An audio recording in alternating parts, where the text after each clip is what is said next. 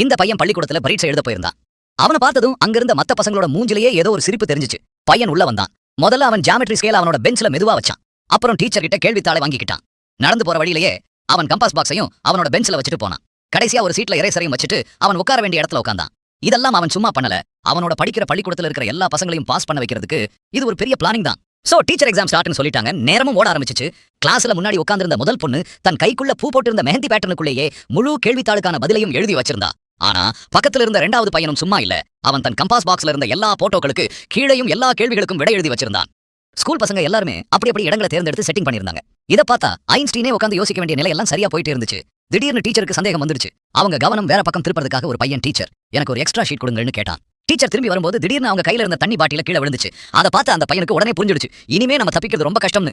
ஏன்னா டீச்சர் அந்த பாட்டில எடுத்ததும் டக்குன திறந்த அப்புறமும் பாட்டில இருந்து தண்ணி கூட வெளியே வரல. ஏன்னா அந்த டக்குனுள்ளேயே அந்த பையன் ஒரு சீட் ஒட்டி மறைச்சு வச்சிருந்தான். செம பிளான். ஆளை பார்த்தா டம்மி பீஸா இருக்க, பயங்கரமான ஆளா இருக்கேடா. இது எப்படி இருக்கு? நல்லா